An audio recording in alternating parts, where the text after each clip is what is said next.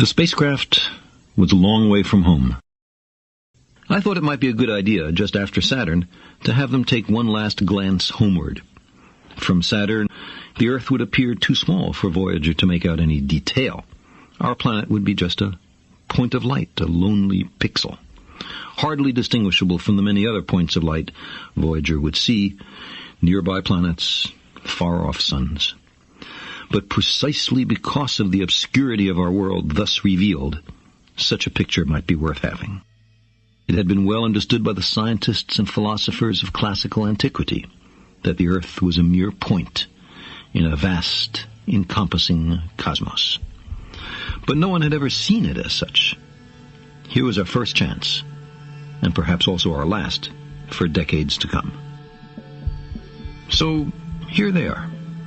A mosaic of squares laid down on top of the planets, and a background smattering of more distant stars.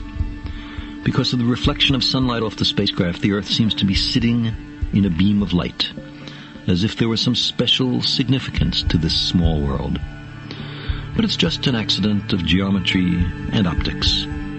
There is no sign of humans in this picture. Not our reworking of the Earth's surface, not our machines, not ourselves. From this vantage point, our obsession with nationalism is nowhere in evidence. We are too small. On the scale of worlds, humans are inconsequential. A thin film of life on an obscure and solitary lump of rock and metal.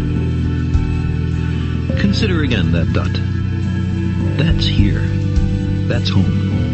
That's us. On it, everyone you love, everyone you know, everyone you ever heard of, every human being who ever was, lived out their lives. The aggregate of our joy and suffering. Thousands of confident religions, ideologies, and economic doctrines. Every hunter and forager, every hero and coward, every creator and destroyer of civilization.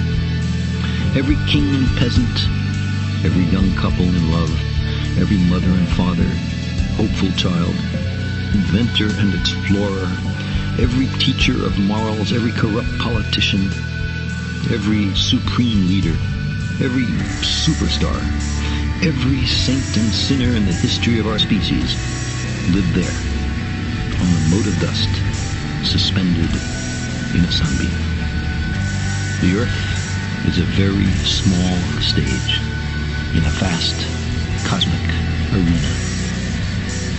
Think of the endless cruelties visited by the inhabitants of one corner of this pixel on the scarcely distinguishable inhabitants of some other corner. How frequent their misunderstandings, how eager they are to kill one another, how fervent their hatreds. Think of the rivers of blood spilled by all those generals and emperors, so that in glory and triumph they could become the momentary masters of a fraction of a dot. Our posturings, our imagined self-importance, the delusion that we have some privileged position in the universe, are challenged by this point of pale light.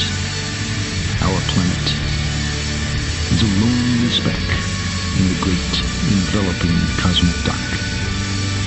In our obscurity, in all this vastness, there is no hint that help will come from elsewhere to save us from ourselves. Like it or not, for the moment, the Earth is where we make our stand. It has been said that astronomy is a humbling and character-building experience. There is perhaps no better demonstration of the folly of human conceits than this distant image of our tiny world. It underscores our responsibility to deal more kindly with one another and to preserve and cherish the only home we've ever known.